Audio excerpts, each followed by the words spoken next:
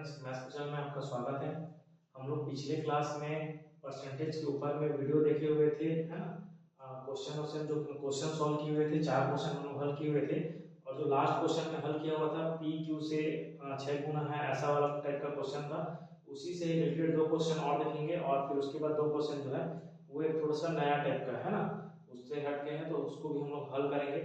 चलिए हम लोग बिना देरी के हल करते हैं, है ना।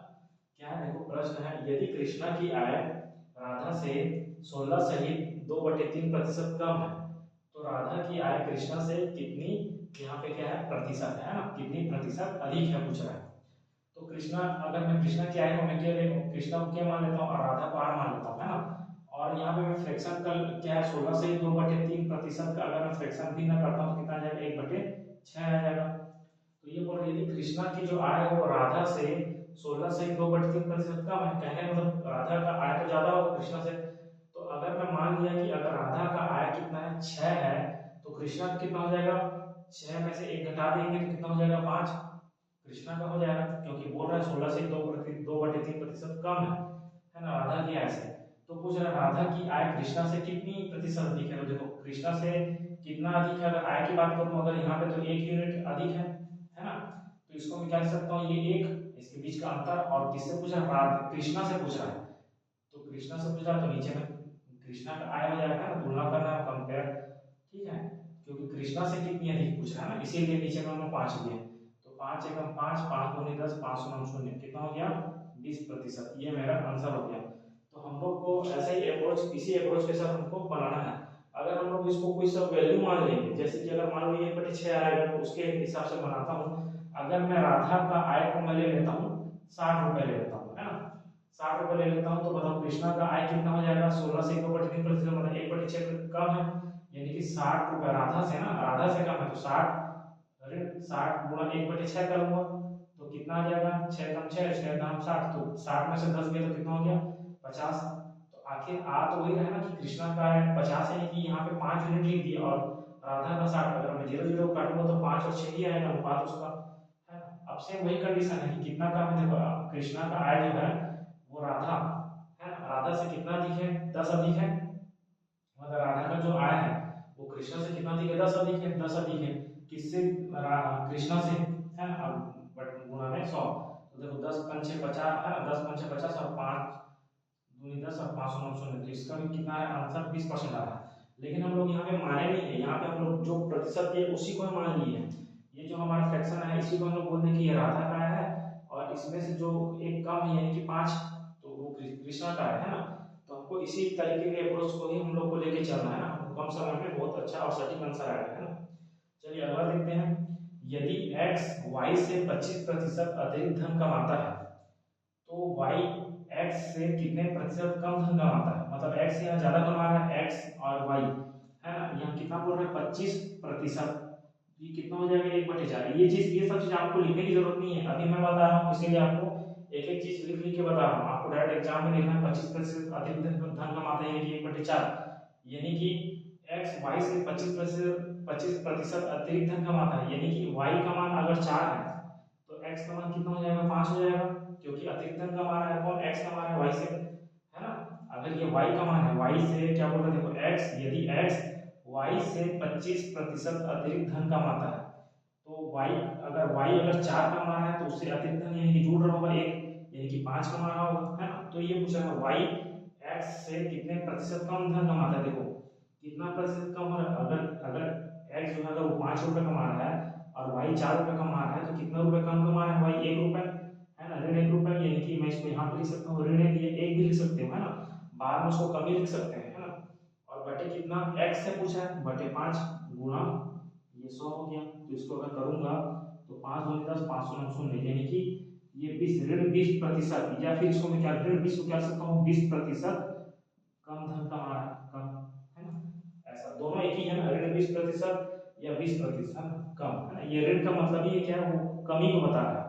यहाँ ऋण 20% होता नहीं है, लेकिन यहाँ क्या है कमी को बता रहा है, ठीक है। तो आपको आंसर में ऐसा ही दिया है 20% कम कमा रहा है, ठीक है। यहाँ पर अगर कम बोल रहा है तो वो डायरेक्ट 20% ही दिया रहेगा, ठीक है। चलिए आगे देखते हैं, एक विद्यार्थी एक संख्या को 5/3 के स्थान पर 3/5 से गुणा कर देता है। अच्छा, कोई एक संख्या मान लो, मतलब वो बता रहा है कि वो 5/3 से उसको 5/3 के स्थान पर वो किससे गुणा कर देता है, उसको गुणा करना रहता है 5/3 से, लेकिन वो गुणा कर देता है किससे, 3/5 से गुणा कर देता है ना। तो उसमें जो प्रतिशत त्रुटि है उसको हम लोग को ज्ञात करना है। तो देखो यहाँ पे हम लोग क्या करना है, ये जो नीचे नीचे 3 और 5 है उसका हम लोग को एलसीएम ले लेना है। तो 3 और 5 का अगर मैं 3 और 5 का अगर मैं एलसीएम मतलब लघुत्तम समवर्तन लेना है तो कितना आएगा, 15 आएगा। तो सिंपल सी बात है, इसको मैं फ्रैक्शन वैल्यू है उसको मैं इंटीजर वैल्यू में तोड़ दे रहा हूँ, है ना, पूर्णांक में तोड़ दे रहा हूँ, है ना। तो देखो 3 एकम 3, 3 5 6 15 और 5 एकम 5, 5 3 15। तो ये कितना हो गया, 5 5 6 25 और ये 3 3 9। यानी कि उसको 25 से गुणा करना था लेकिन वो किससे कर दिया, गलती से 9 से गुणा कर दिया। ये चीज हम लोग बोल सकते हैं। यानी कि इसमें कितने का अंतर हो गया, इसको कितने का मतलब एक्स्ट्रा कर दिया, 16 का, है ना। 25 से 9 यानी कि 16 का, है ना। मतलब सिंपल सी बात है, 16 ही लिख देते हैं, ऋण और धन का नहीं करते हैं। कितने का, उन दोनों के बीच का अंतर कितना है, 16। तो ये 16, तो प्रतिशत त्रुटि जो है कितना, 16 का तो अंतर आ गया किसमें, मूल में, है ना। उसको कितना में करना, 25, तो मूल का करना है। नीचे मैं बताया हमेशा नीचे जो आएगा वो ओरिजिनल वैल्यू या मूल वैल्यू आएगा। तो देखो 25 से कम 25 और 25 चौक 100 यानी कि 16 चौक 64% उसका त्रुटि हो गया, है ना। प्रतिशत त्रुटि जो है 64% निकला। क्योंकि फिर से देखो एक बार, एक विद्यार्थी एक संख्या को 5/3 के स्थान पर 5/3 के स्थान पर वो 3/5 से गुणा कर देता है। तो मान लो मेरा वो संख्या मैं मान लिया 15, क्योंकि 3 और 5 दोनों से ऊपर जाए वैसे संख्या लिख लेता हूँ। तो मैं मान लिया वो संख्या है मेरा 15 है। तो वो संख्या क्या था मेरा, अगर गुणा करता तो 25 आता, लेकिन आ कितना रहा है मेरा, 9 आ रहा है। यानी कितना कमी हो गया, 16 की कमी हो गया। और किस पर, ये 25 जो मूल है उस पर कमी हो गया। इसीलिए 16/25 गुणित 100 है बराबर कितना हो गया, 64%। ये मेरा प्रतिशत त्रुटि निकला है, एरर बोलते हैं जिसको, इंग्लिश में त्रुटि को एरर बोलते हैं, ठीक है। अब देखो अगला क्वेश्चन देखते हैं। एक व्यक्ति किसी संख्या के, सेम पैटर्न है ना, वही उसी टाइप का क्वेश्चन। एक व्यक्ति किसी संख्या के 3/5 के स्थान पर कितना, 3/5 के स्थान पे 7/4 से गुणा कर देता है। तो परिणाम में प्रतिशत परिवर्तन ज्ञात कीजिए। फिर सिंपल से वही चीज है। तो मैं संख्या को सोचने से अच्छा है कि 5 और 4 के एलसीएम ले लेता हूँ। 5 और 4 का अगर मैं एलसीएम लूंगा तो कितना आएगा, 5 और 20। तो इसमें सिंपल सी बात है, यहाँ पे मैं 20 का गुणा कर देता हूँ, है ना, ताकि मेरे को इंटीजर वैल्यू मिल जाए। 5 का 5, 5 चौक 20, 4 का 4, 4 5 6 20। तो कितना हो गया, ये 12, 3 चौक 12 और इधर हो गया 7 5 6 35, ठीक है। अब ये देखो, ये 12 से 35 कितने का अंतर हो गया इसमें, 12 में से अगर 35 में से 12 घटाएंगे तो कितना बचेगा, 23, ठीक है। तो इसके बीच का जो अंतर है वो 23। अगर उसको क्या करना था, इसको गुणा गुणा वाली बात कर, 3/5 के स्थान पर वो 7/4 से गुणा कर दिया। तो भाई मेरा अगर जो वैल्यू पहले 12 आ रहा था वो अब कितना है, 35 आ रहा है। यानी कि कितना ज्यादा जा रहा है, 23 ज्यादा जा रहा है। तो तो मेरा जो प्रतिशत त्रुटि है, जो मेरा प्रतिशत त्रुटि वो कितना निकलेगा, 23 बटे मूल कितना था, 12, है ना। जो संख्या 12 ना था वो, और बटे, है ना, 23/12 गुणा में 100। अब इसको हल करेंगे, इसको हल करेंगे देखो, इसको आप लोग हल कर सकते हो ऐसे ही।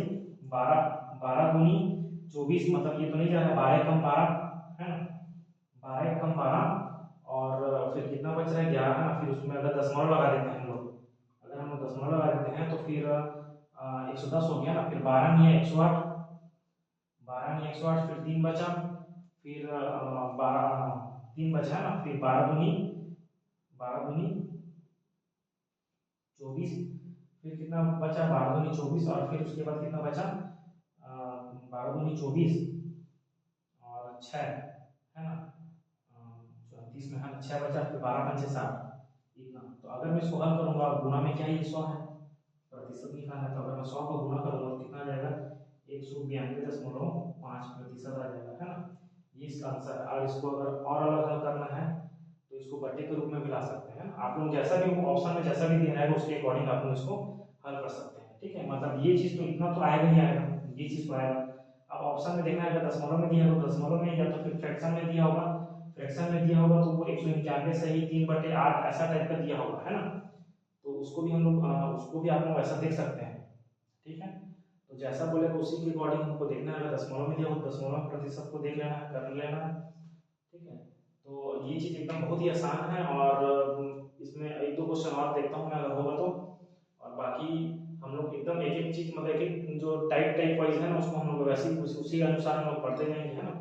तो आज के लिए इतना ही करते हैं। अगर आप लोगों को वीडियो पसंद है तो प्लीज़ वीडियो को लाइक करिए, चैनल को सब्सक्राइब करिए, और दोस्तों लोगों को भी अधिक से अधिक शेयर करिए ना। चलिए आज के लिए इतना ही, धन्यवाद।